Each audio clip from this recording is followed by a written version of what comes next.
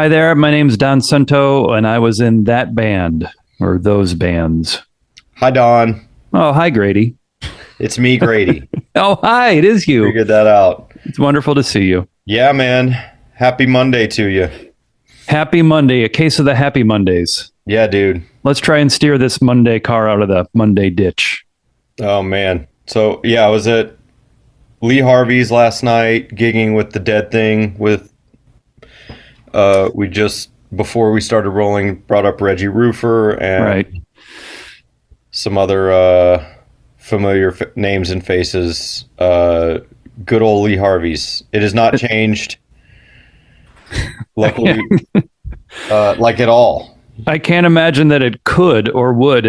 Is Seth still running the show there? Yeah. Great. I love Seth. I mean, I owe a lot to Seth. He was very kind to me in my Dallas years. And you and I were talking about Lee Harvey's again, to use the phrase before we were rolling. And I'll tell this story again because it's one of my favorites, about playing on that front porch, which is literally a front porch. And Shibboleth used to play there all the time, like 5 times a summer. And it was always, boiling hot.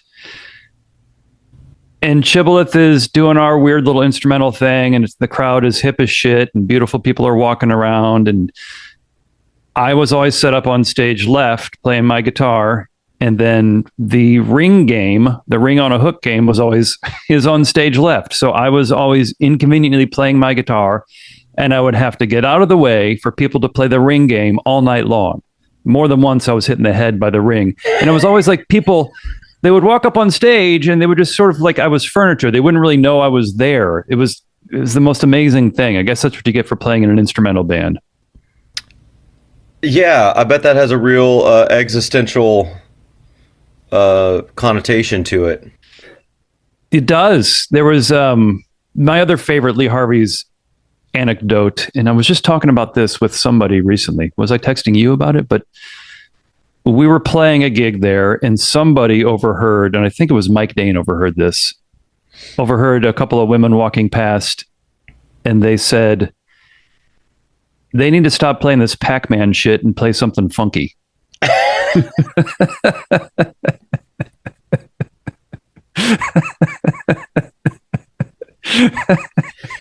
This is our funkiest tune, madam. It really is. And it's also our most Pac-Man.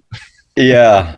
I mean, you really, they're one and the same. She nailed it on the head. I mean, Shibboleth is, if nothing else, Pac-Man shit.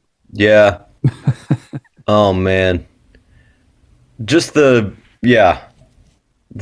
things that people think about music that are like incredibly insightful and also somehow insulting. Yeah. I mean, I think it was probably meant to be insulting. Mm-hmm. And maybe it was, but we should have put it on a t-shirt. It would have made a great t-shirt. It probably still could. Yeah. I mean, record. But yeah. That's the name of a record. That's the name of a song. You could rename the band that. Yeah, Pac-Man shit. Yeah. Yeah, it was it's a call to arms, I think, for Shibboleth. That's like definitely the first thing I was very aware of you being in, although it is a recurring story of me being at Fry Street Fair on acid. And were you in Chomsky? I played Fry Street with Chomsky once or twice, maybe. Yeah. It's funny. I just saw it's like a thing now on Facebook, either via the Argo or some other DFW music memories page, of posting a Fry Street Fair flyer. Yes. And I saw that Chomsky was on this one, and I think I remember because maybe like Mike Watt was on that year, Mike Watt and the Second Men, and then maybe one of those 90s bands that had like a hit, like maybe it was Smash Mouth or something. So I remember that year, but this was not the year in question.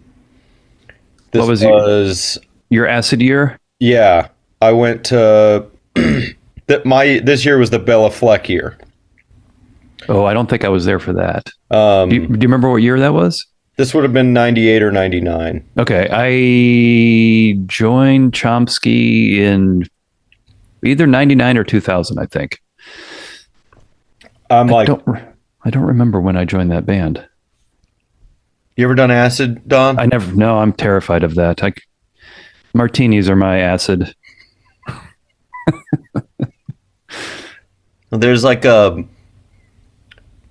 I guess with any, I don't know, maybe not with any drug, but like specifically with those, with the psychedelic drug, you take it. Mm-hmm. There's this incredible amount of anticipation. Right. And you're just, for like 30 minutes to an hour, you're just in this state of like, was that weird? Is something starting to happen? Am I high? Yeah. and then kind of, it hits. It's like a little slow, or like, okay, things are getting a little thing, and then it just like kind of continually builds, and it's frightening. Like do you notice it building? Are you aware of it, or is this sort of a ipso post facto thing, if I'm using the correct Latin there, like after the fact? Yeah, you're noticing it because it becomes all you're focused on. And that's sort of the issue, is that you can't really, this is why people are like, oh, I'm going to go to nature, or I'm going to like sit in a dark room with a black light, or, and just listen to records or whatever. Right. But I'm not like that. I'm a weirdo, and I would be like, I want to go out in public, and I want to try and be normal. I want to try and interface. Yeah. And so you went to Fry Street Fair. I went to Fry Street Fair, which is the most normal place at the most normal time. Someone once, I think it's a comedian who I think is kind of getting some like national attention now, a local comedian, Paul Varghese, I think is his name. I know that name. I don't remember why. I once heard a joke of his saying, your town smokes a lot of weed when you got to burn incense outside. Yeah. That's my big like Fry Street Fair takeaway. Yeah. But you kind of, as it's building in intensity, it's like, you sort of, I'm just wandering around and, again, trying to like just be normal and interface with people. I'd heard about Polyphonic Spree, and I know that they're playing, so I kind of go to their stage. They're in the middle of a sound check that, for all I know, they're still doing, because I could not handle Polyphonic Spree sound check. Yeah. I'm like, all right, well, I can't do this. And I go and find another stage, and it's Slobberbone, and they have a giant, obvious descendant of Bigfoot playing bass. Yes. And Brent Best is screaming, and it's just like loud and aggressive, and I'm like, I can't do that. Yeah. And I find Chomsky, and I was good with Chomsky. These boys are safe. Yeah. I was like, vibes. All right. That was so what year was that, you said? I think 98 or 99. Okay, I might have been in that one. I don't remember when I first played. I remember playing on a rickety stage under a tree, and it might have been right after I joined, because I was just playing keyboards on a few songs at that point. How old a Grady was this? Was this a young Grady or a 20s? I'm born in 80, so that would have been, I'd have been 18 or 19. Wow. How long was your hair? Quite. Really? Yeah. Probably down my back. Wow. Probably in a ponytail. Where are you from? No facial hair. Probably looked kind of androgynous. Get mistaken for a woman a lot. Who is that beautiful young lady? Yeah. I'm from the Metroplex. I grew up where I was like, first 7 years of my life in Louisville. We moved to McKinney when my parents got divorced, and when my mom got remarried, we moved to Dallas, and I graduated Highland Park. Okay. Because I remember, how old were you then when we met? Because you and Ryan, RTB2, just sort of appeared out of nowhere in the Shibboleth years, which I guess are still ongoing. So that would have been like 2004 or 5 or 6, maybe, when you and I met. Yeah, we started in 2005, so I bet it would have been, you know, um, closer to, somewhere in that gap from like 2005 to 2010. I bet Yeah. we met, and that'd have been I was my late 20s.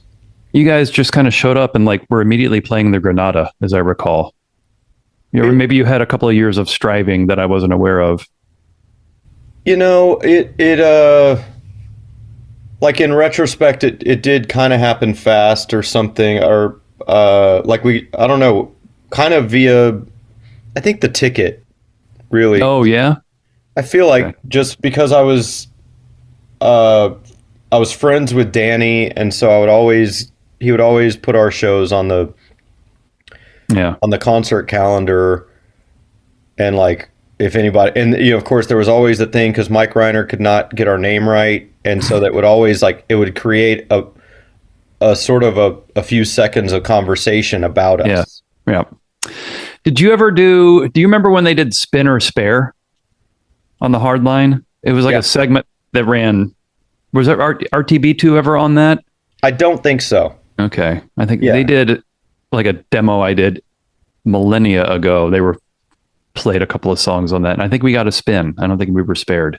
Was it Shibboleth? No, it was something was it the Browsers? It was a little bitty project, a blip of a project I had called the Browsers. And it was me and Scott Davis played bass in it. And it was sort of like me trying to do ripping off the Eels and Wilco. Somewhere in between the Eels and Wilco. Cool. Yeah. How did you meet Danny? Was this a Barley House thing? That's probably how we all met. I was in this. I was a fan of the ticket, but like we were in this. I was in this sort of country rock, like or kind of bordering on psychedelic country band called Current Leaves I remember Current Leaves. Yeah.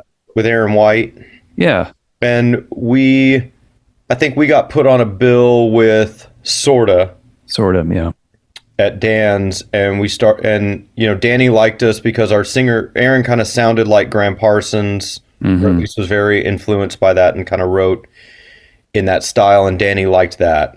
Yeah. And so I think there was some talk of maybe they had previously done a Parsons or Burrito Brothers tribute, and they're like, man, we should get this guy to sing for it or something. And so there was just some sort of loose talk about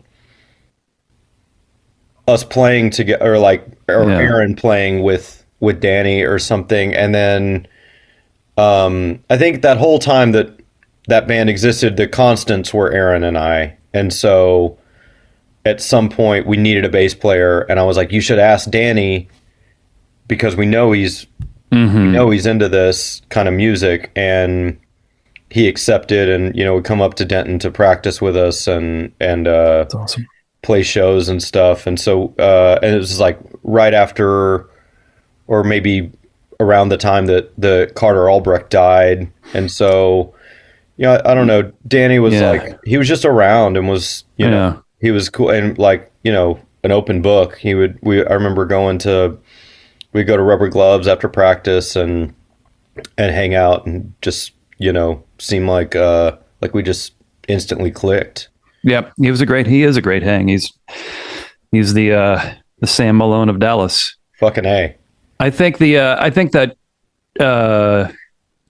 tribute you were talking about, Graham Parsons tribute, I think was that at All Good Cafe? Because I did one or two of those with Danny and Jen Nab and Trey Carmichael, and I was playing guitar. I was my non-Paisley Telly, trying to be James Burton. Sham Parsons, is that what it's called? Sham Parsons, that's exactly right. So I think that was what was mentioned. Yeah. Okay. I'd forgotten all about that. Amazing. Here we go. Trip down memory lane. I would love to hear you play some of that stuff. I mean, I don't think I play it with any authenticity. But yeah, I like country was always around growing up, It was my first guitar teacher played guitar briefly for Lori Morgan. So it was always kind of there. I mean, you can't live in Texas without having to know at least 2 or 3 country licks. No.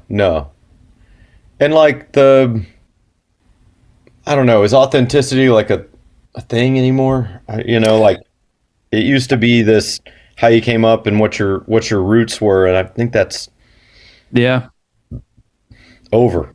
maybe so. Maybe so. I mean, I do read about genreless music these days, and it does seem like the younger generations kind of have their pick of the litter. They can kind of cherry pick whatever they want. And I suppose we have the option too, but as myself as an old fogey, I'm maybe stuck in my ways. I forget where I was going with that. Cherry picking country music, chicken picking, cherry picking. Well, I guess I'd done the Sham Parsons thing with Danny. Yeah. And, but I kind of became, I didn't know anyone in Chomsky when I was watching them, on acid, but it might've been mushrooms. I was tripping, whatever it was. I was fucked up. Right. But I think I first really became aware of you because of Shibboleth, and y'all were maybe like backing up Bobby Patterson. That probably checks out. Yeah, I was going through. Seemed to get a lot of press. Yeah, at the time, and like that was. I mean, that's so cool. I think not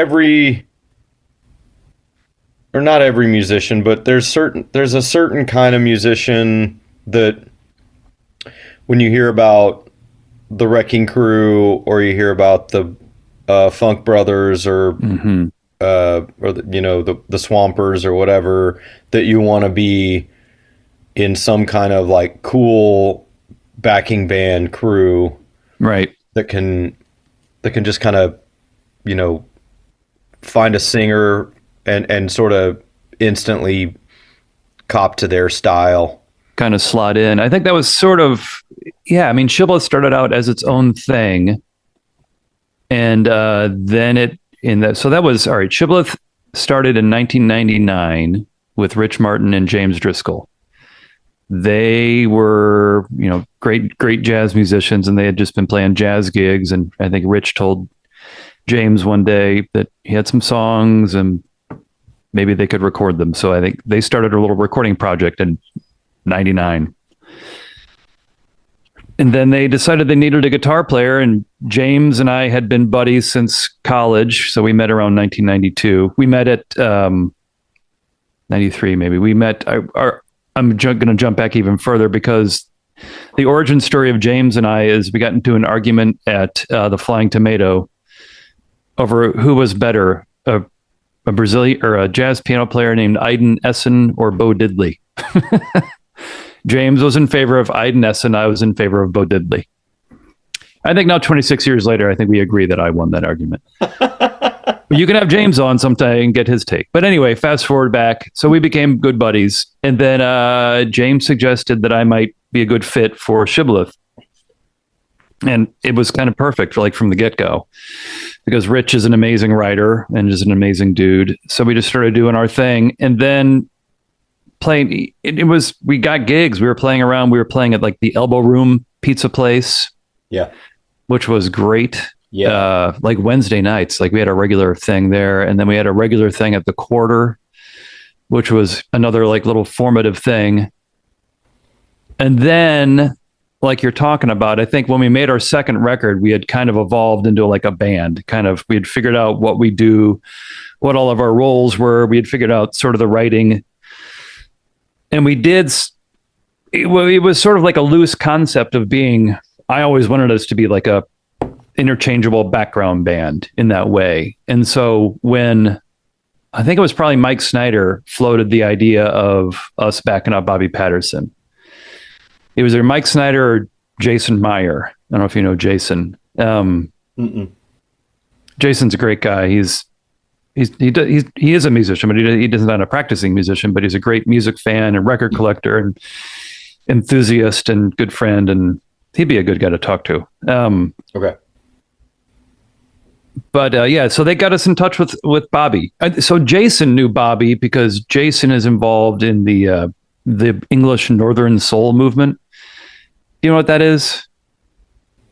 No. So yeah, it's a thing. It's a record collector thing. So all these people in the north of England started collecting American Soul Records, and that became their whole deal. So Northern Soul.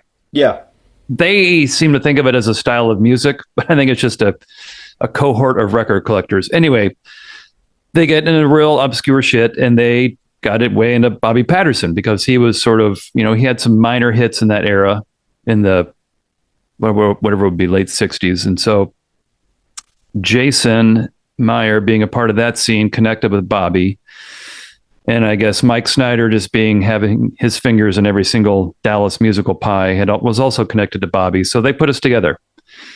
We had lunch at the All Good, of course, like you do. And then I forget what the first gig was or why it was a gig. It might have been one of those tribute shows that we put together, like the History of Dallas Music thing we did as a fundraiser. I think that might have been why we got hooked up with Bobby. But we started backing Bobby up. He started singing on Shibboleth shows. We did a couple of gigs here and there with him. And then that sort of morphed into, and I might have the timeline wrong, playing with Trey Johnson. And then we had Justin Smith. I don't know if you know Justin, the great singer. He sang with Shibboleth, and we would do a lot of John Sebastian songs. So it was kind of like, we did sort of realize that aspect of the dream of just sort of like getting 25 new songs, seeing how we could perform those songs and kind of slide in behind different types of singers. Yeah. So I enjoyed that a great deal. Yeah, I do too. There's something in my,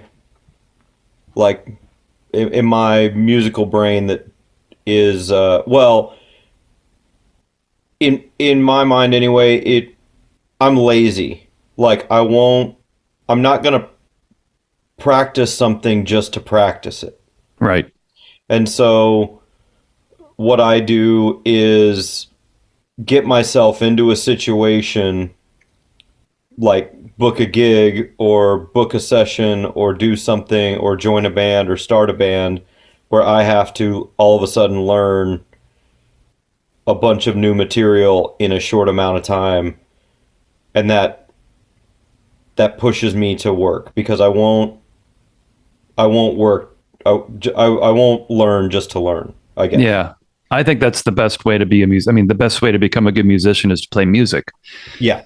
The scales and arpeggios are important, I think, for me anyway. I enjoy it, and I need it just to keep facility up. But it's like you're saying, from the past 20 years, excluding the recently when I've had to start doing more of that calisthenic stuff, it's always been about just learning material. Yeah. And learning different types of material and being able to play it, and just learning 25 songs for one gig and then never playing them again, which can be frustrating. A lot of work for $50, but yeah, that's just the kind of way it is. But I think that's what makes you better. And I think as I'm thinking about this, all these things are starting to surface in my memory, that one of the most challenging things I think we did was the Reunion Tower review. Do you remember that at the Sons of Herman? I don't remember what year that was. And it was a benefit we did with Mike Snyder, and I think Trey Johnson and I kind of put it together. And we had done, the conceit was just sort of a history of music from Dallas, starting with early blues, like Blind Lemon Jefferson, all the way up to we did some Boz Skaggs.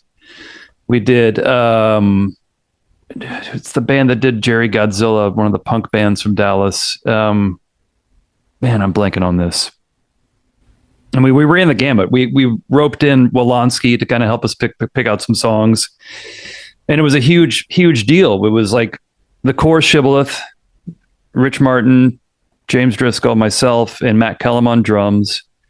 And then I think we probably had another guitar player, probably Justin Smith on guitar. And then a horn section. We might have had another keyboard player. And we did like 25, 30 songs. It was a big deal.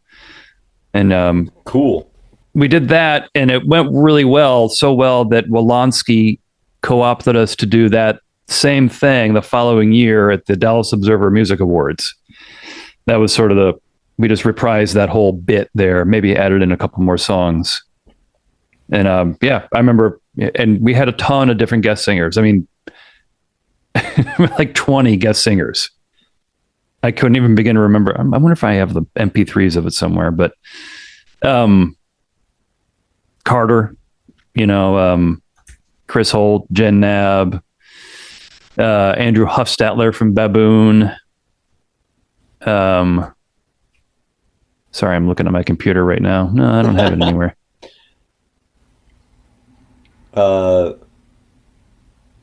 Yes, Kim Pendleton. Do you remember Kim Pendleton? Of course. I love her. Yeah. We did a song called I See the Light. I'm seeing that here. And that was by a that was a minor hit. Something Flyers from Dallas. Cool. Man, I'm sure you're going to have a listener that will know what I'm talking about and can fact check me into oblivion. But that was fun to kind of sew up that idea of the ultimate backing band. It was like a review, like a show band, like a Vegas style thing, which was something that really appealed to me. I did that twice and I was exhausted and haven't done it since. Because I arranged all the charts, wrote out charts for 30 songs, horn players and all that stuff. So I'm sure everyone thanked you so much, and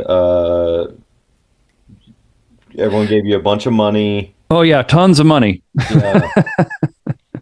The nicest compliment I got was years later. After Carter had passed, I ran into his dad, Ken. And there's DVDs of that show and just sort of like behind the scenes stuff. And Ken was like, he pulled me aside and said he enjoyed how in the eye of the storm and all the chaos, I was managing to hold it together and be a good music director. So that was a really cool compliment coming from a really cool guy, and that really meant a lot. So there's something in performing that now I really love to play, obviously, Yeah. But there's something in performing that I really enjoy, and I think it's something that frustrates other people or people who don't enjoy performing is it's happening. Yeah. Your level of preparedness or lack thereof, or just the environment you're in will dictate how it goes. Yeah. And how it's received, kind of. And then and there's no controlling it. People who try to in the moment, I just fucking laugh at. Yeah. People who think that somehow they can like either distance from it, like if someone else is fucking up, that if they can like somehow change it in any way in the moment, because you can't change it. You can kind of, this happens all the time playing some of the jazz stuff that we're doing these days. Like, you can get into some sticky situations, but if you're with the right people, you can get out of it. And that's sometimes half the fun. There have been a couple of times on stage where like that has not happened, and it's I don't know if embarrassing is the right word. It's just sort of startling. But yeah, if you're with the right people and somebody's fucking up, you can get some big eyes on the stage as people are looking around, like trying to agree in the moment, like where's the next downbeat, or where's the next, are we at the top? Where's the bridge? Yeah. But it's like a combination of, you can only be as prepared as you can be. And I fight this a lot. Like, I'll practice, learn all my songs, and then I'll wake up the day of the gig, and sometimes I'll over practice. And it's like, that's complete waste of time and energy, because I'm not going to get any better. Right. I can do all the work. It's a lesson that I'm trying to teach myself, that I learn and I forget, and I learn and I forget over and over. But doing the preparation, then allowing yourself to just sort of be in the moment, like you said, and taking it as it comes, and being, having enough experience and enough confidence in yourself and your bandmates to sort of respond to whatever, make it something new, if you can. I think I feel like sometimes this will happen to me a lot. There's always like I have friends who I think it's happened less through the years, like that because in my early 20s there was a little bit of a social scene around our band and what we were doing, and so just that was what all our friends were doing was to see us play. It's different now, I have totally. It's an audience for my music it is a social scene, and I'm involved in it, but it's not, the same. Right. And so, but I'd have friends who'd be, be very critical, and maybe they would think that I wanted this, but it was like immediately after a show, it was like, oh man, you guys really, really ate shit on this or whatever. Or, hey man, whatever, that one really came off tonight. That one really worked. And then I'd go through a show and go, like, man, everything just felt seamless and like, oh my God, everything just worked. And with no struggle, it was right. just, and I'd immediately run to that dude and be like, what'd you think? How was that one? Yeah. Yeah. It's like, I just kind of felt like y'all were going through the motions. I'd be like, come on, man. That felt so good. That felt so satisfying. It is. Yeah. Part of it is going through the motions. Like you got to get these motions right to get the music out, that's the thing that I think every musician deals with this. It's like you get off stage, you have a terrible show. You think you have a terrible show, but then there's somebody out in the audience that had a religious experience. Yeah. And I'm like, did we hear the same thing? Yeah. And I had to learn to just sort of accept those words of kindness for what they are, which is, it's awesome when people say that to you. And I'm learning to accept that it's still one of the lessons, but it's also, they're hearing it for the first time, perhaps, they don't know that I went to E minor instead of F sharp minor or whatever, and that was wrong. And then you do hear your friends whose music that you're intimately familiar with, and you can hear when they fuck up, because we all do, pardon my French. You can also, once you hear that, you're like, oh, but that didn't throw them off the rails and nothing happened. I saw him kind of flinch because I know he missed that, that tom hit or whatever. Yeah. But life goes on and it's still a great show because everybody's a great musician if you're lucky. Yeah. Yeah. I think it's important to like realize there's not a big correlation between how you feel about it and how the audience feels about it. Yeah, totally. And then, they're seeing a totally different show. Yeah. And I'm hyper aware of that too. Like if someone, I hear someone making a mistake, I don't instantly shoot them a look. Yeah. I'm like, dude, because if something, let's say someone heard something weird and they looked up, started to kind of try and like figure out what was going on, and the band nobody in the band flinched. Right. Would they be like, okay. Yeah. If they looked up and like everyone was looking at one person, they'd be like, oh, well, obviously that guy screwed up. Yeah. It is kind of, there are those bands. I think Shibboleth and Chomsky was certainly this way. Like if somebody fucked up, you would just laugh at them, which is its own thing. Aiden Bubeck and I, mutual friend, and we're in a big thing now because he knows there's like another bass player in the scene who, again, I think there's a bit of distancing yourself when you laugh. I think you're totally kind of. Yeah.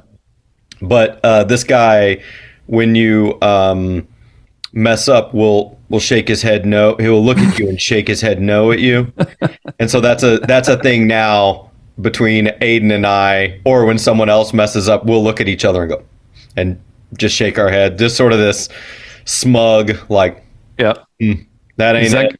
Is that guy being a jerk, or is he just the originator of this? He's being a jerk. Yeah, that's funny. James Driscoll likes to not look at you, but look at your instrument and kind of make a stink face. Like something's wrong with it. Yeah. Yeah. I like doing that one too.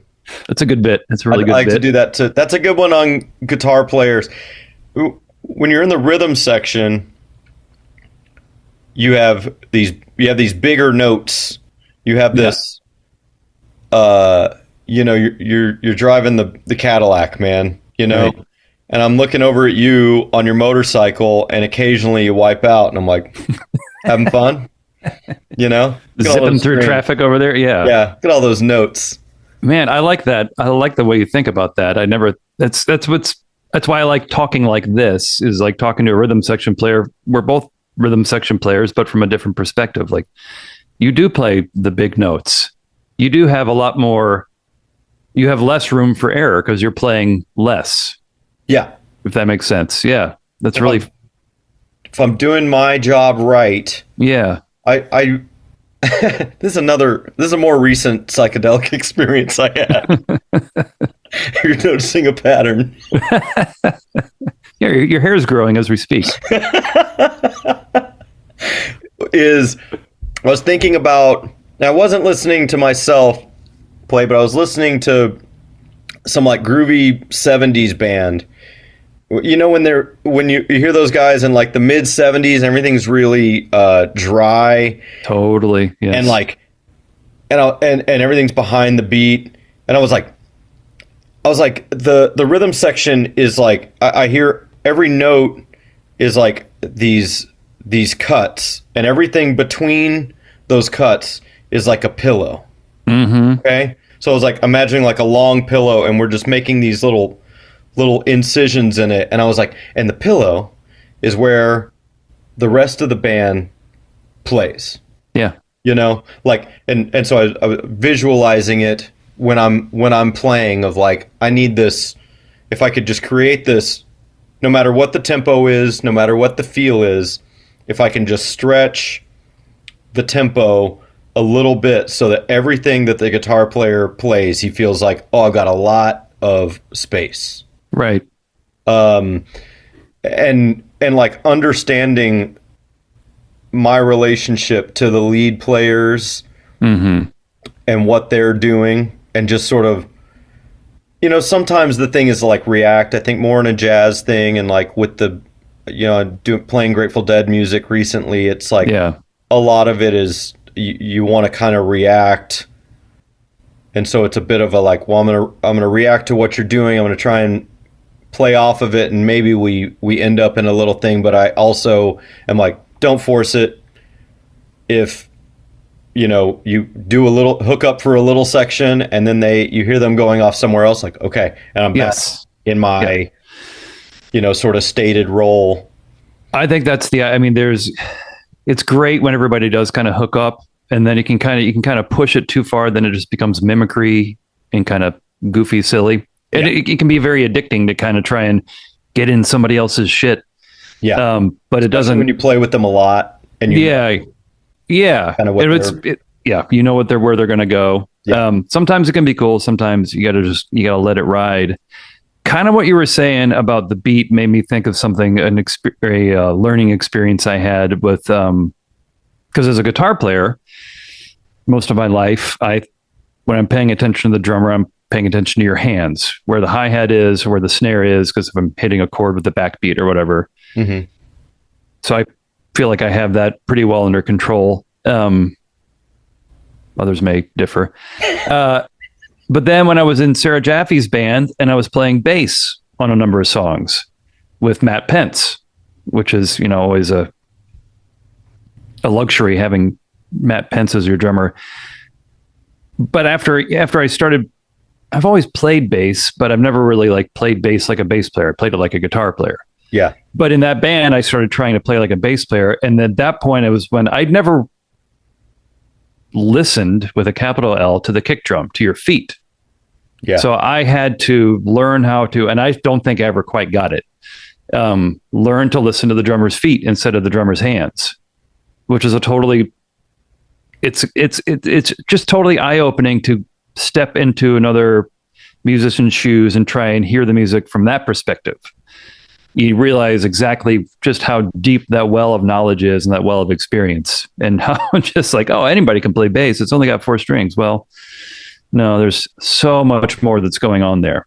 And that's every time I've had the opportunity to act in a different role in a band, it's like, oh, this is a lot harder than I thought it was. Playing bass, becoming a lead singer, running a band. I was like, oh, now I see why all lead singers are kind of jerks. They got a lot going on. Like I said, man, and going back to what I was saying about all the thanks and all the money, there's no amount of thanks that or money, frankly, that like can, hopefully you do that because you love it and you get some sort of personal satisfaction out of it, because if you're looking for people for any kind of appreciation or any other value, from my experience, it's just not there. It's not. You got to do it for yourself. You know, it's nice to make money. It's nice to try and commercialize your music or whatever you want to call it. Because I do think it has value. It has commercial value, and you know, we all got to pay our mortgage or whatever. But you got to do it because you love it first. If that genuine love isn't there, then I don't know what we're doing. And in your case, you've got the unbelievable luxury of playing with Aiden Bubeck on a regular basis. Like, how great is that? It's wonderful. Yeah, man. And nicest guy in the world and the greatest bass player. I pull him into all kinds of things. I just, you know, we get along great, and he's so kind and excited, you know. Yeah. I owe so much of, you know, there are those people on your path that kind of direct you, knowingly or unknowingly, and kind of just move the course of your life. And Aiden was probably the first significant person like that for me in my life. Like knowing him in college and being in a band with him in college. And then after college, I was kind of screwing around, lost my wilderness years. And he called me and said, do you want to join the Brad Thompson band?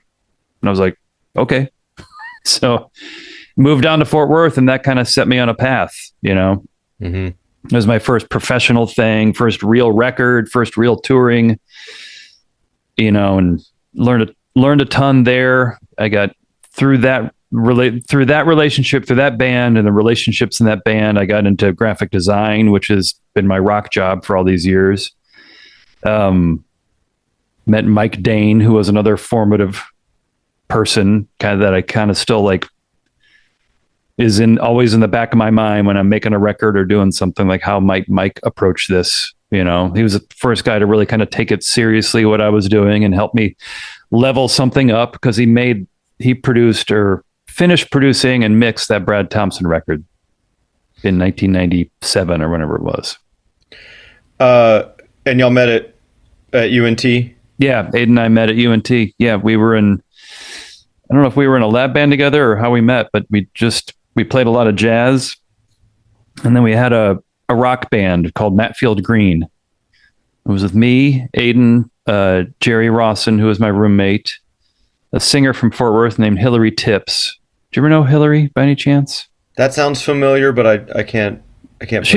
I've lost touch with her. She's, I think, down here in Austin now. She and her husband or partner are active. She's still writing folk songs, and she had a great, beautiful voice and just kind of great songs. Kind of had an Edie Brickell thing going on, but still her own thing. And the original drummer in that band was Ari Honig. You know Ari? I do. Yeah, well, I don't know him. He doesn't know me, but I know who he is. Everybody knows who Ari is. Yeah, he's one of the world's greatest living jazz drummers now. And he was in that band for a while, and then he bailed because why wouldn't he? Got to do Ari Honig things, man. Yeah, and then Blair Cento was the drummer, and Blair's another great buddy of mine who's in LA and has been for years, and he's in Fits and the Tantrums now and played with Alanis Morissette, and just incredible drummer. Yeah. So yeah, a burden of great drummers. And Aiden, that's where we met. We did that, and then I did the Brad Thompson band thing with him. I lived with Aiden for a while. That was a trip. I bet. That was fun. Yeah. Yeah, I'm around him all the time. I never get sick of him. It just, got a great, like, very open personality. Just Yeah. matter, I don't know, just a great disposition. So I dig him. I like doing whatever with him. And, Yeah, he's great. He's a bright, sunshiny guy, but he can talk some shit too, and it's great. I when he love that does. about him. I had him on the podcast. I think he told his wife, he's like, I'm going to air it out. I'm going to tell it. I'm going to every negative opinion I have, Yeah. I'm going to put it on tape. And then of course, it's just a love fest. Right. And I haven't heard. I need to listen to that one. I thought I'd listened to all the ones of yours of people that I know and admire, of which there are many, going all the way back to like, well, your first or second one, was that Little Jack? it was early. Yeah. I mean, that was a big one for me. Did you play with him? I did. Yeah. I was a young Turk for a while. I think it was Playing I have a funny story with Little Jack. I bet you do. Were you playing guitar? I was. Yeah. Were you on the New Year's gig that he talked about that was like in San Antonio, where they got asked to stop in the middle of the gig because Jim Cock, who plays with me in the Dead Thing, was on that gig, I was not on that gig. and he had a funny. I need to get him in here, but he had a funny story from his perspective of something went wrong with his car, and so it was a really good paying New Year's gig, and his the repair to his car that happened on that trip was like $7 less than than the great paying gig that ended up being a nightmare. I was like, well, this is perfect. This is That, I mean, I got so many stories about Little Jack, but that actually happened. My very first jazz gig I ever played in college, I was in Denton, and I drove to Fort Worth to play at an Italian restaurant. And I think I made, let's say, $100. I got a speeding ticket on the way home for $200. So my first paying gig, I lost $100. Yeah. And that kind of set the tone for the rest of my career. Hey, and that same jazz gig still pays $100. That's right. That's probably pays $75 now. Yeah, because you got to pay $25 for parking. But Little Jack, all right. So this must have been after the Brad Thompson band. I might have been in Chomsky or Shibboleth or something at this time. I don't remember when I met Steve. Oh, I do, because in college, my roommate Jerry joined Little Jack. It was a young Turk. And Norm Bergeron, who was a drummer, and also the original drummer in the Cento Threeo. He was in the band. They did a bunch of stuff, and they did a record, and they asked me to come play bottleneck guitar on one song, to do a solo. And so I went down to Dallas, wherever it was, the studio, and it was bad. It was a bad scene for me. Like I wasn't getting it. I don't know if Steve and I weren't seeing eye to eye. Like, we didn't really know each other then, but it did not go well at all. To the point where on the record now, there is just, where there should be a guitar solo, is 12 bars of rhythm section. And that's just the way it is. That's just the way it is. And so Steve and I there was no love lost, I think, between us for a couple of years. But then for some reason, I don't know how or why, we just made up outside of like Club Clearview, I feel like, it's so insane to think back about all this now. But anyway, and then Steve is my top 5 favorite people on the planet. Steve and Marlis and Simone, like, they're such an amazing family. And then even after crapping the bed on a recording session, Steve asked me to join the band. And so I was in the Young Turks for a while and played a bunch of wacky gigs with him. Never did any more recording. I don't think he's done any more recording. Not a studio guy. No, not a studio. But yeah, I mean, and Steve is just such a great inspiration in so many ways. Just musically and such a great hang, and it just has such a depth of knowledge, and I don't know. Yeah. Can't say enough nice things about Steve and Marlis. Yeah, whole crew. Yeah, Great. Growing, by the way. Oh, really? Yeah. Simone's having a baby. I have not heard this yet. That's wonderful news. Mazel tov. He might be. I had a like her husband is Zimmerman. Yeah, Bob Dylan. Yeah. And then I think their kid. I think they're having a boy, and I think they're naming him Jack Bruce. Oh God, that's great. I think unintentionally, like a little bit of maybe it's Little Jack, and then maybe the dude's father as well. I don't know, but yeah, because her husband's name is Robert Zimmerman. Yeah, Bob Dylan. Oh, that's what a beautiful. I love it. Yeah, you can't even put that into words. That's just I know. Magic. Yeah. Anyway, they are wonderful people. Steve's great. Yeah.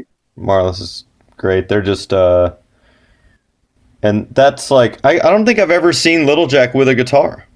How about that? Yeah, but I think I was the only one. I think Terry Hankins played a little bit on one of the early records, but I think I was the only. I mean, Steve, when he started Little Jack Melody, I think the credo was no guitar. It was sort of like an anti-guitar band, right. So I guess it was synthesizer. Yeah, nothing like that. It was described to me. Yeah. And so I guess I'm flattered that I got to play guitar in the band for a while.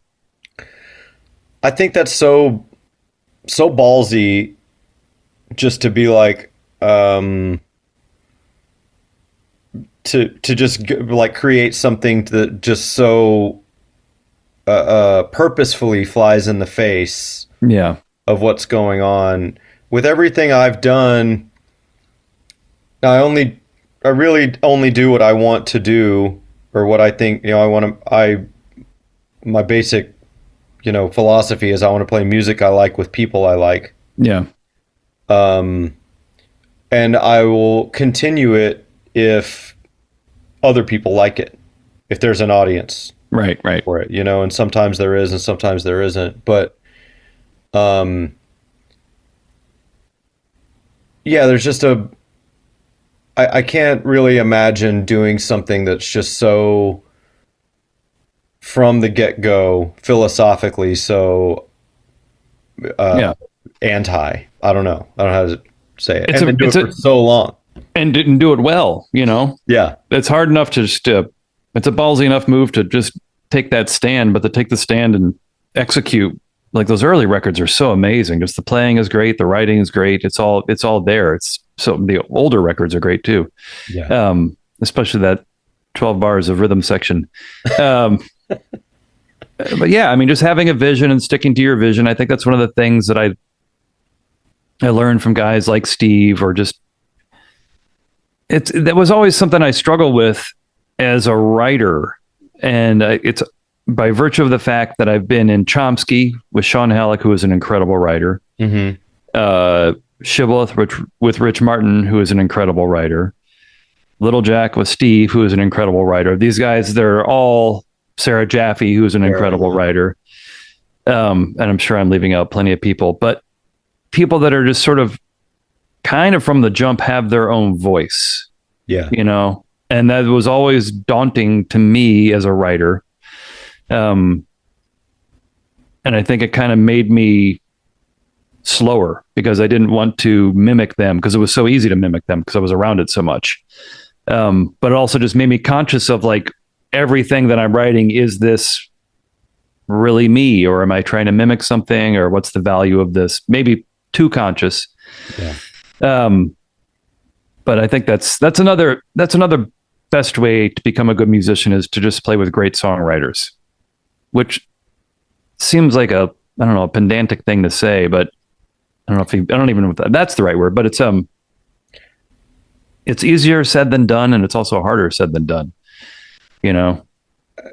We're in I for a little while was doing a home studio thing, and I sort of fancied myself as wanting to be a an engineer and producer and studio musician. Right. You know, I thought I kind of had the stuff to do all of that. But I really came to the, like, no one will give a shit if the song's not good. Right. And so all this stuff that we do, all the parts that we take part in of trying to make it nice and shiny, mm-hmm. is like very secondary. Totally. It's necessary. Yeah. And has to be done. But if you don't have a good song, there is nothing you can do that will make it better. Now I'm a huge fan of arrangement. Yeah, totally. And I think a good song can be turned great. And I also think a good or great song can be turned bad. Yeah. Via arrangement. And I think that was like really where I tried to make a difference, was go, oh, you know, hey, this would be way cooler if if this went 2 bars here instead of 4, or yeah. And that was like something that, you know, Ryan gave me a lot of free reign with putting together RTB2, was arranging those songs, you know, help, or just going, oh, let's not, you know, yeah, it doesn't have to be so. There's just 2 of us, like, yeah. It's not. You're not moving mountains to just make a small change here. No, but I think that's arrangement is such a. You can have like one little idea and arrange it and turn it into something interesting. Like that's something I'm dealing with in the Threeo. Is it's a trio. I'm playing the chords and the melody, and Phil's playing bass, and Matt's playing drums, and so we have. Like I always liked applying arrangement ideas to people that I was producing. The other half of that is getting great players that even if the song is bad, at least it's fun to play with a good drummer and a good bass player. Yeah. But like trying to get clever with just a minimum of parts, like in RTB2's case, a voice, drums, and guitar, mm-hmm. or in the Threeo's case, three parts. So 3 parts in both. Yeah. And like trying to we have a song called Gorringers where, you know, I'm pretty pleased with the way I kind of took a few little ideas and rearranged them, repackaged them to make what could have just been like a standard jazz song, melody, solos, melody. But instead it's like the melodies are different, the solos, the bass guitar solos in it over a different section, the bass solos over new material. It ends in a different key. It kind of changed, the arrangement gets shortened at the end. So that's sort of like the crafting of it. Yeah. You know, the musical melody just kind of happened. I got that lick, you know, I got a little riff, got a lick. And then you kind of then becomes the craft of songwriting and arranging, which I think I really love that. I love doing that. I love having a little idea and then just kind of sitting there and beating my head against the wall for months at a time and trying to turn it into something. That's great, because what I hear a lot of right now is someone had one idea and they put that down and it's done. Yeah. And I know, I feel like your self response to this is supposed to be, and I know I'm a grumpy old man or whatever, but it just doesn't, I just don't hear anything, or on a big scale, I'm going to say, because there are exceptions, but I just don't hear a ton where I'm like, I mean, I go to like something as simple as Creedence Clearwater Revival or something. Yeah. Is like, man, this guy is like, I'll write you an awesome guitar riff. I'll write you some a cool lyrical hook. We'll have a good a good chorus hook, and then I play a kick-ass guitar solo in the middle that everybody can sing. Right, totally. Like, man, you got like 3 or 4 things bringing me back. Yep. To this. Let me ask you this. This is something this could be total grumpy old man out in the yard shouting at clouds kind of bullshit. So I'm willing to take that lump. But I feel like when I was coming up, and perhaps when you were coming up, I'm a little bit older, but like I was always thinking about what are the older musicians doing? And if I have access to them, they were always willing to tell me what they thought. And that was such a valuable lesson. And like trying to impress them to a certain degree, trying to mimic them, seeking their counsel, getting to work with them. Like that was huge, informative, and it still is. Like it's still in the back of my head. And taking apart records and taking lessons with people. And I wonder if the component of hanging out with older musicians, does that still exist for younger musicians? Or has that sort of thing, that sort of, let's call that approval, like getting Mike Dane's approval was big for me as a younger musician. Has that moved to just numbers on a screen, like getting as many likes on Instagram? Because I think that without that sort of, there's like this human feedback, which is super important, getting their approval or getting their disapproval, which is probably more important. Yeah. You know, because if you can get their disapproval, then you can respond to that. All that can happen if you're put out a mediocre song, which I'm probably guilty of, and it gets some likes on Instagram, that's just sort of self-perpetuating your own mediocrity. I'm just curious if that sort of what would you call that? Sort of like a apprenticeship journeyman loop. Does that still exist, or has it been replaced by social media? It probably has. And then if you consider that, I mean, a lot of the younger musicians I know, they didn't study with anybody. They learned it from YouTube, and there's all these little tools available where, I had not for very long, but I had a drum teacher, or I was playing with people, and, from my earlier thing, I wanted people to be critical. It's hard to get people to be honest with you. It does feel like that. It does feel like everybody is just going to be mainly positive. Yeah. By virtue of not wanting to hurt anybody's feelings anymore, or something like that. Yeah. And we could get into like, if we really wanted to get old man about it, we'd be like, oh, this is a like is just a participation trophy of the, like, oh, you put your music out there. You're really doing it. Yep. Good for you. Yeah. Good for you. I mean, and I'm putting out a record. It's important to me right now to kind of get those likes. I don't know why. Maybe I've just become part of the system, but it's still, I'm still more interested in what Mike Dane has to say about it for like, that kind of thing.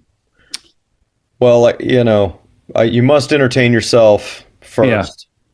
Yeah, definitely. But what is this record? The Cento Threeo record? What is this record? What is this? What the hell are you doing here? Why are you doing what you're doing? The age-old question. The Cento Threeo is a jazz guitar trio, sort of jazz adjacent, I guess you'd call it. So I studied jazz at North Texas, like every good little boy. And then, like every good little boy, I got into Rycooter and sort of stopped playing jazz for a long time. And then Norm Bergeron. Did you ever know Norm, drummer? I definitely know that name, but is he who plays with you now? He did. Well, he has since moved to Maine, but he and I were at North Texas at the same time. He was in Little Jack's band. He's big old tall guy. I think I've seen him play. I'm sure you have. With you. Did y'all do a show, Shibboleth and Little Jack, maybe at Dan's? Yes, we did. Yeah. Yes. I saw him play there. Yep, he played in Shibboleth. Introduced by you. That's exactly right. Okay. That was the last time I saw you. That was like last January at Dan's. Okay. I think. Anyway, yeah. So Norm, who I've known since college, Norm is just an incredible drummer and hand percussionist. Like he studied in Cuba and in West Africa, and he's just like the guy. Great educator, super guy. Anyway, he lived in Temple for a long time, and we kind of reconnected. He did a faculty recital. He taught at Temple College, and he asked me to come play guitar on it. And he'd also brought in a bunch of old rippers from North Texas to come play. And I was like, these guys are still doing the thing. I can't really do the thing. but I went and did it, and it was a blast. Jacob Duncan played sax, and he's incredible sax player. Lives in Louisville and plays with. Oh my God, my brain has stopped working. That'll come back to me. Very, very notable singer-songwriter, Bonnie Prince Billy. Oh, wow. Okay. Yeah, great guy, great player. Anyway, so that Norm and I reconnected. He started playing with Shibboleth, and then Norm had been for a couple years trying to convince me to start a jazz guitar trio, but just doing instead of doing jazz standards, just do 60s and 70s FM radio hits, Wichita Lineman, things like that. And finally I relented, and I conscripted my friend Phil Spencer to play bass, and Norm booked us a gig at a hamburger restaurant in Temple, where all great music starts. Absolutely. And we started doing it. So we were doing just a ton of covers at first, and it was fun. And I started practicing again and trying to get my chops back together. And then I just accidentally started writing songs. And isn't that funny? It is funny. And they were accidentally good. We had started with a song that I wrote in college, a jazz tune called Horse Breaking Hector, which is it was the first song I wrote, and it was probably the best song I wrote, just on accident. As James Driscoll's is fond of saying, what's it like to have your best work behind you? So we started playing that, and it was great. And then I just started writing, and I wrote and wrote, and eventually we started playing more of my originals than the covers, much to the chagrin of the hamburger restaurant people. And then it became great. We played a couple of gigs in Austin proper, and then Norm announced that he was moving with his wife back to Maine, from whence they came, in May of last year. So I got Stuart Sykes, and we got a studio here in Austin. And I just wanted to capture these songs with Norm and Phil, and we did a record, and it was great. We did it in 2 days, and then Norm moved, and we got Matt Johnson is now playing drums with us, and Matt's, boy, talk about a ringer. Do you know who Matt is? No, not by name anyway. Well, you would know him by reputation. He played initially with Jeff Buckley. He's on Grace. Oh, fantastic. And then he's played with everybody. He's played with St. Vincent. He plays with Rufus Wainwright now. He's just a incredible drummer and a sweetheart of a guy. And Phil's an incredible bass player and a sweetheart of a guy. So the band's just been trucking along, doing our thing, and it's really become a big focus for me in terms of falling back in love with writing and playing the guitar in a way that I haven't been playing in years. I'm not trying to, it's great because I'm not playing on somebody else's band or somebody else's record, so I'm not trying to fit into a box. I'm just kind of playing guitar the way I've always wanted to play guitar. Yeah. So it's been super fun. So it's jazzy, but also sort of jazz Americana-ish. Is the so the record is the one you did with Stuart? Yes. That's what's coming out? Coming out, yep, June 19th, I think, yeah. Okay. Yeah, in this,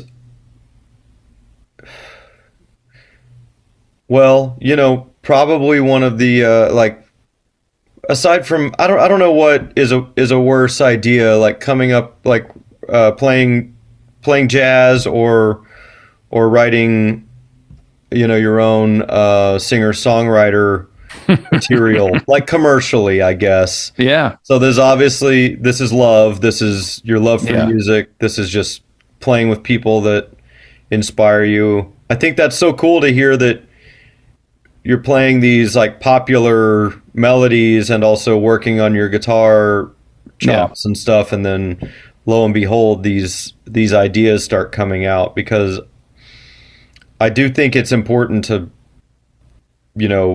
for us as even though I don't consider what I do creative necessarily.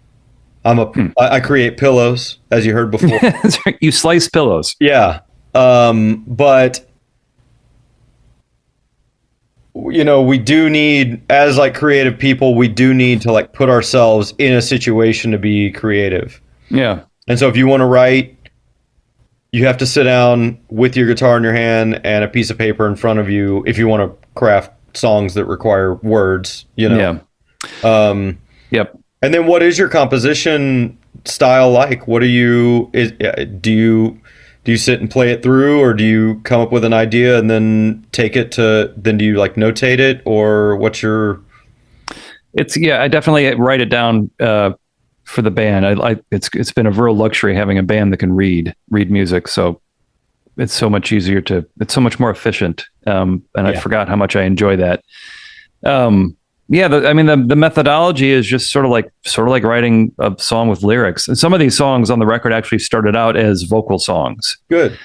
That just kind of, so there's some that feel very jazz, and there's some that probably feel a little more like straight eights and a little more Americana or whatever. That's what I call them, for lack of a better term. But they just started out as like me playing acoustic guitar and, singing, mumbling lyrics to kind of just get the framework of a song, like I always have for vocal songs. And then just like, well, maybe I'll just bring this one to the trio.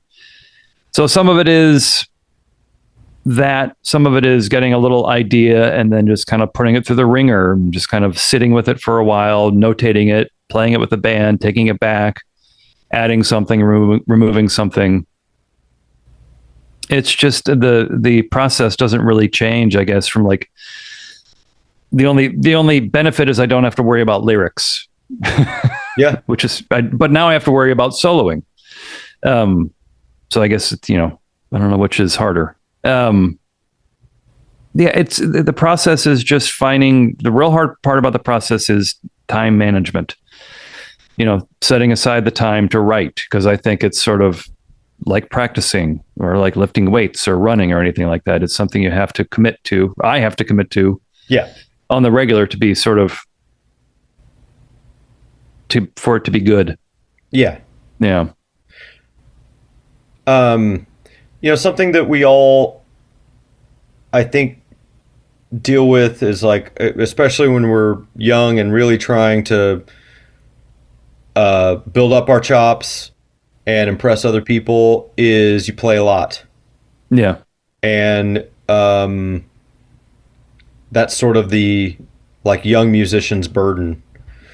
And everyone can tell. Totally. Yeah. It's that thing. Just everyone's like, I see what you're doing here, man. Please stop playing all those notes. Yeah. Yeah. I've never had that burden because I've never had like ridiculously good chops. Well, neither have I. And like what I've found is I'm just further deconstructing them. Yeah. I'm like becoming more and more minimal as I get older. And I know a part of that is age. Yeah. Is, someone said something really nice to me recently, and it was like, you still play the drums like you're in your 20s, or like you did in your 20s. And I don't know that person liked the way I played drums in my 20s, but I took it as I was like, either way, I'm cool with it. Yeah, I mean, you certainly have the same level of enthusiasm for playing, probably. Was this person a musician? Yeah. Yeah. Yeah. But no one I've played with, and, someone who I it was like someone, like a writer, a critic who I might have had a adversarial word with, a time or two. But I mean, it's fine, just normal musician and journalist and music journalist relationship. I'll interject, and I will say, you said you're not creative, which is, I'm going to call bullshit on that. Like, I remember like when we were hanging out in playing gigs like Shibboleth and RTB2 or whatever, or I was hearing you play a lot. I know how you play and knew how you played then. And then I moved to Austin and didn't get to hear you play for a number of years until you came down several years ago and played on Randy's record. Randy Reynolds. Randy Reynolds, the great Randy Reynolds. Yeah. And I didn't know what to expect. And you and Randy are great buds and have been forever. And so I trusted Randy, and of course I trust you. But I was so blown away with the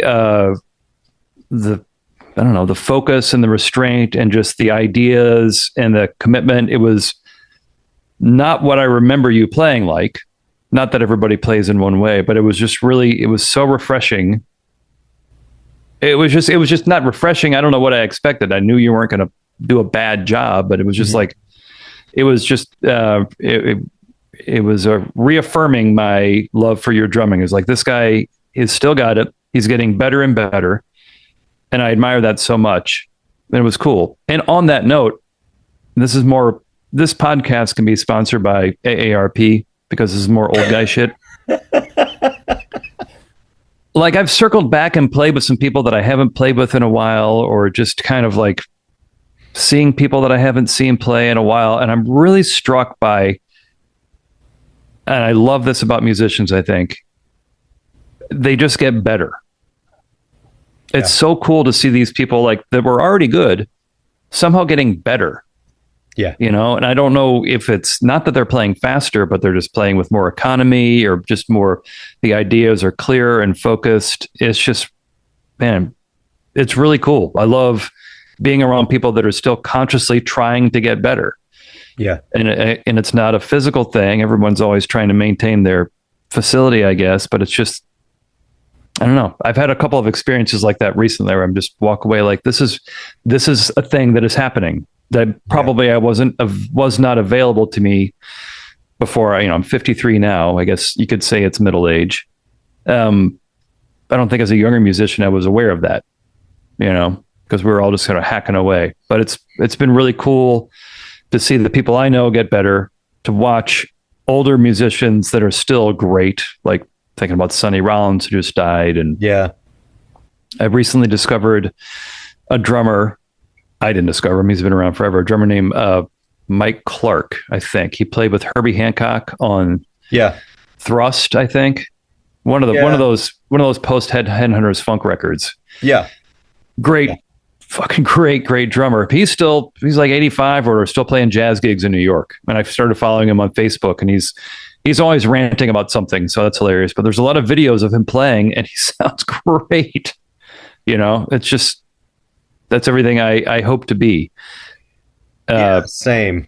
Same, man. There's how it is. Like in this age, there's video. So I know there's some video of me playing at the Granada. I used to have this jam band, a very fishy jam band called Bag, BAGG. This was my college project, and this was fusiony, that kind of music, which I still really enjoy to listen to. I have no want to try and play like that anymore. But I watched some video of myself playing, and these are original songs. I'm not copying anything, and this is just parts I wrote. Mm-hmm. And hearing these cool melodies that my friend Andy wrote on the guitar, and there's cool Rhodes piano going along with it, and I'm playing a Latin groove and then playing the melody with them. Yeah, doing little things on the drum, kind of around the drum kit. And I remember I'm like, man, where is that guy? Like, I don't, man, maybe that's in there somewhere. Yeah.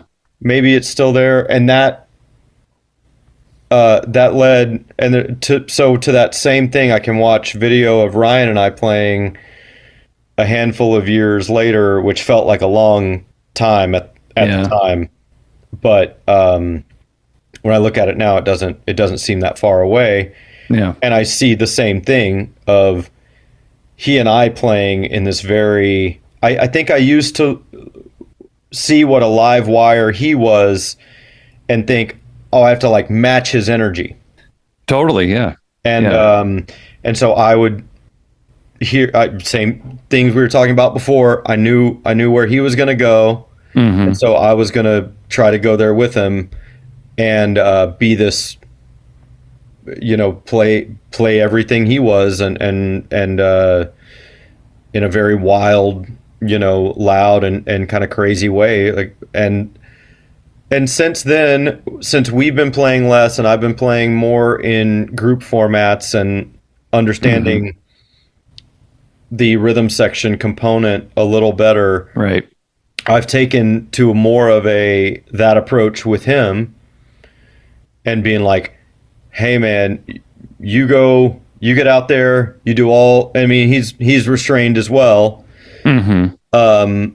Like he's grown a lot too, but I'm very, very much been like, I'm down here. I'm going to be, Just gonna stay home. yeah, I'll be chilling here. Yeah. I'm going to try to like dynamically go with you, but there's never been spoken. This is what we're communicating in the, in the notes. Yeah, I mean, that's great. I love you guys growing like that. You know, I think Rich Martin just moved down here on a similar note, and he and I have been playing a little bit together, but we've just been playing not really Shibboleth songs, but just like really more subdued kind of music, which is maybe that's again just a function of getting older. Like it just feels, I don't have maybe I do still have the energy to jump around and scream into a microphone, but I haven't tried it in a while. Did he tell you that Aiden and I ran into him at the Flower Festival? Yeah, he texted me. Yeah, from there. But he was very complimentary of your record.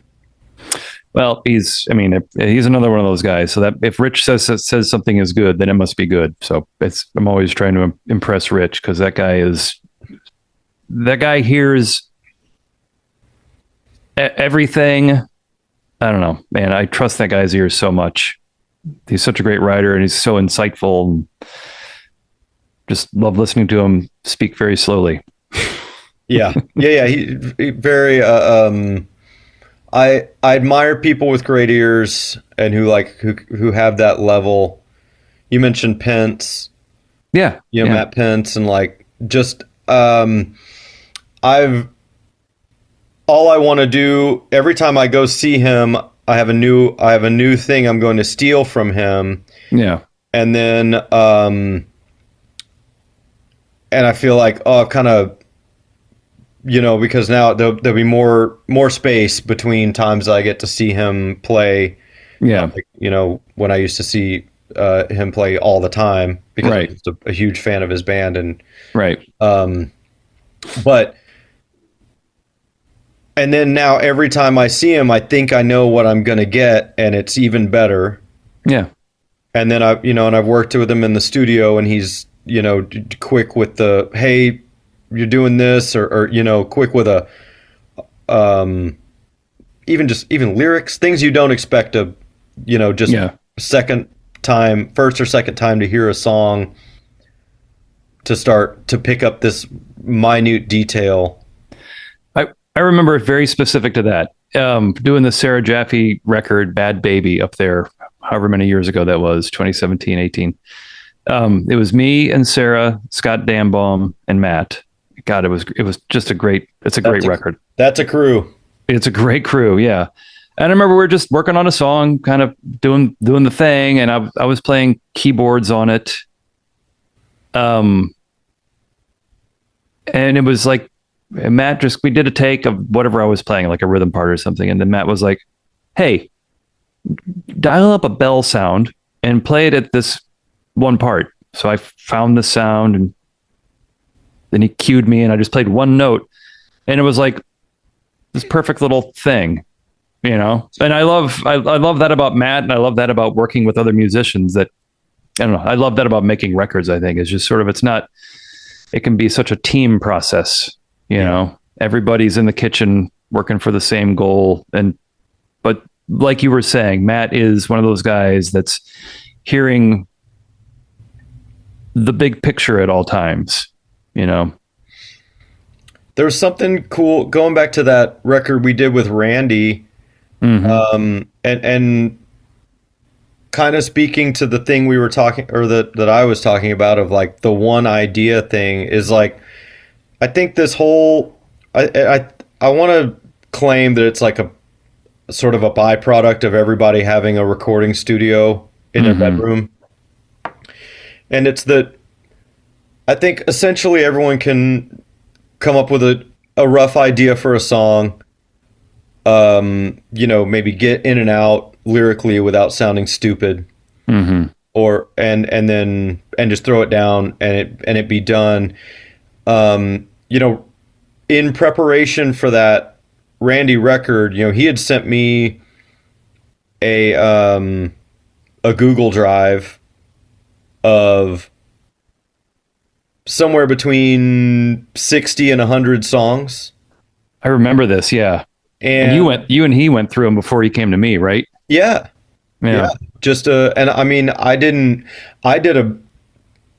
just, you know, talk about not having a bunch of time. I literally went through and was like, I'm going to listen to every one of these songs.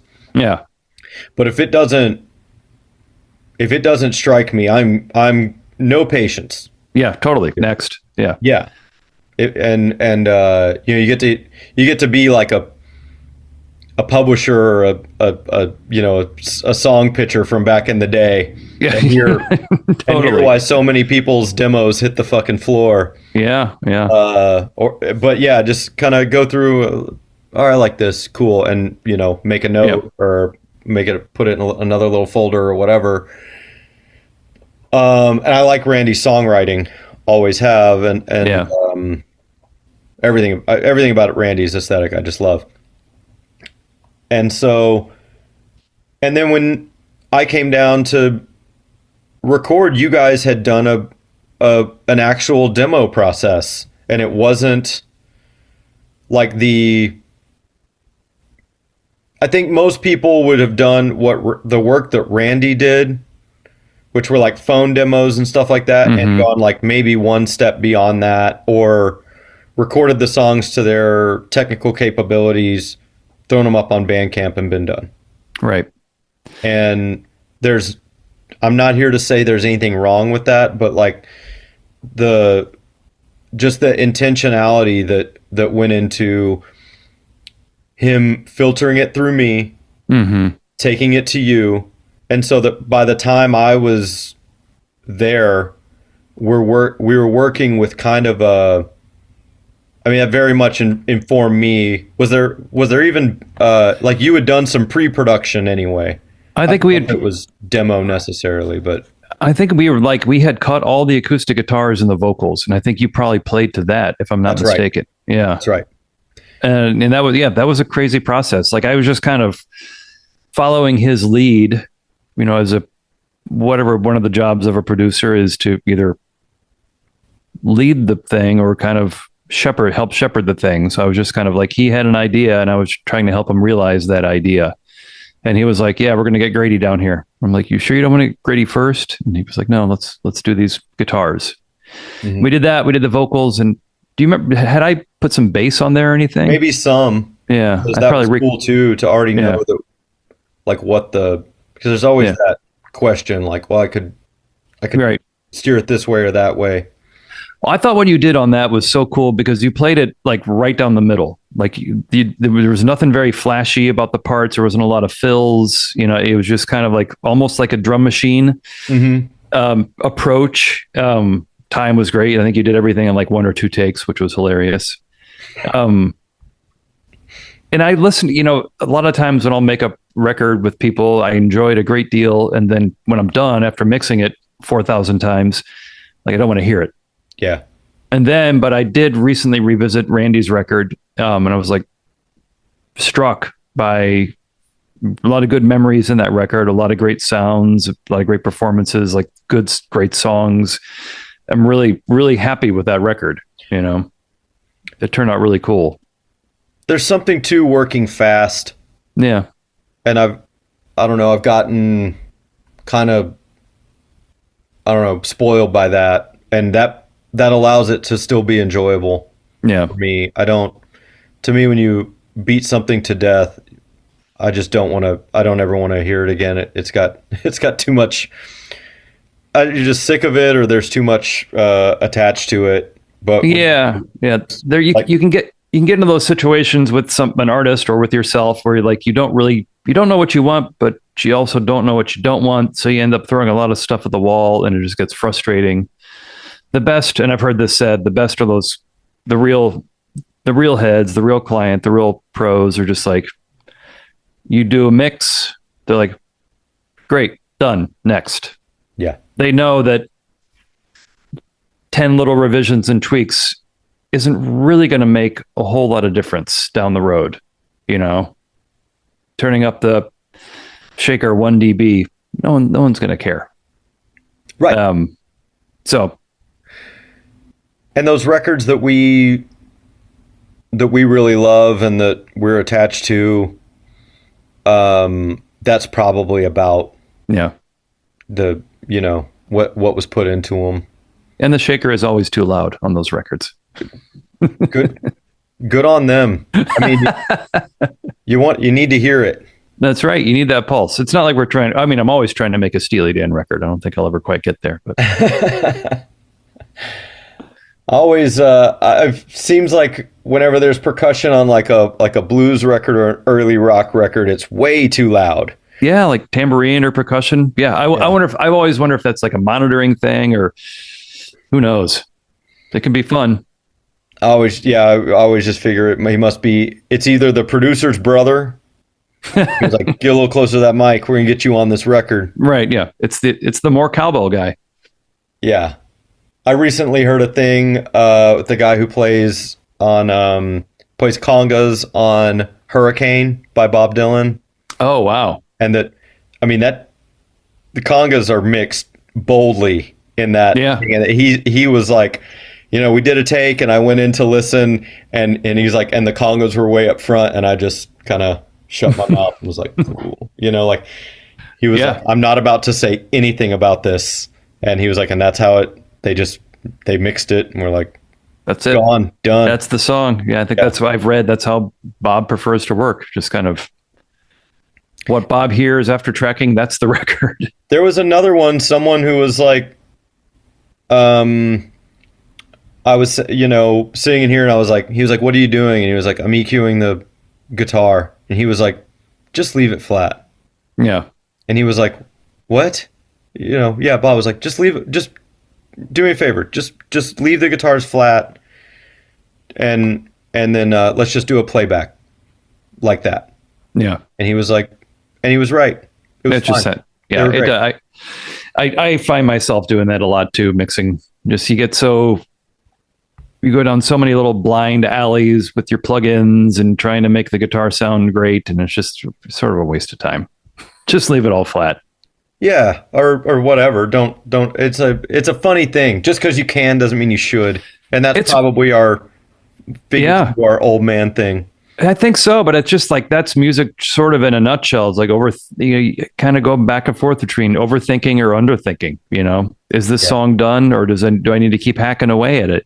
Sometimes it's, what is the phrase? Good art is never finished. It's just abandoned, or all art is never finished. At some point, you just got to stop tweaking and put the damn thing out.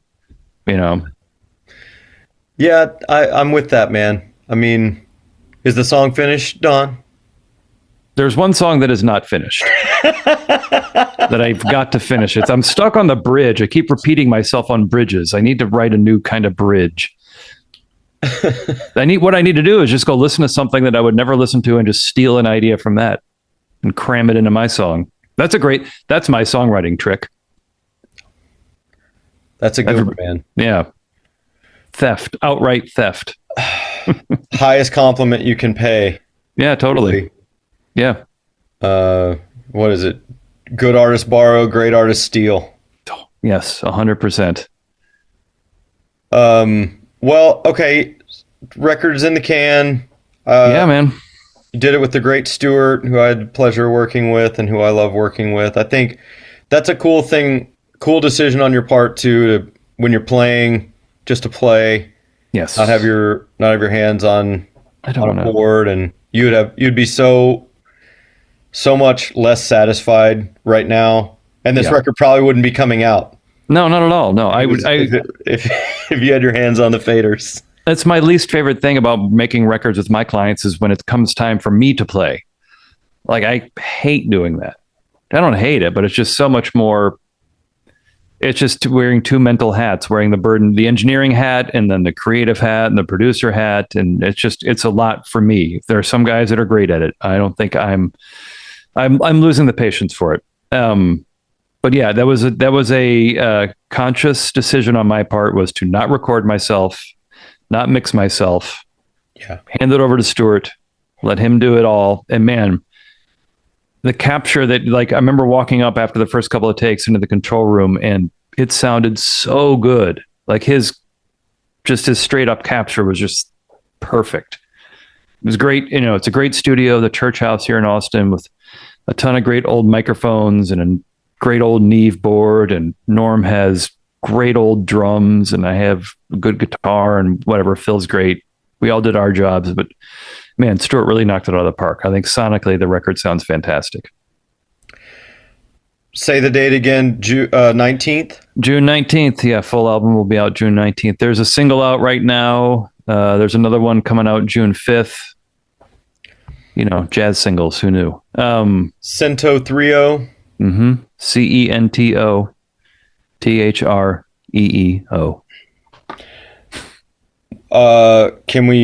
Can we get a promise of a DFW show? Can you bring jazz musicians this far north? I think at Waco they start to dissolve. Yeah, I actually, once I get this record out, like, I didn't anticipate how much work it was going to be to put out a record. I probably should have. Is it physical? Yeah, vinyl. Yeah. Well. Yeah, I'm taking a big swing. Not that I expect to make any sort of impact, but I like the process. You're just piling up bad decisions, Don. That's right. I certainly am. This is art. This is really art. Make room for me in the landfill. I got 6 boxes of vinyl coming in 10 years. Yeah, man. Yeah, so we'll get up there for sure. Awesome. Let us know when you do. I will. Thanks for the time today. And man, great catching up with you. Always a pleasure. Thank you for the opportunity to flap my gums a little bit. Hopefully you can edit out every other word and make it sort of cogent. I'm not going to do shit. Okay, this will be, yeah. My editing style is I ain't rough. Doing shit. I love it. Well, I love you, Grady. Thank you so much. Love you too, pal. Good chatting with you. Talk to you soon. All right. I look forward to it. Ciao.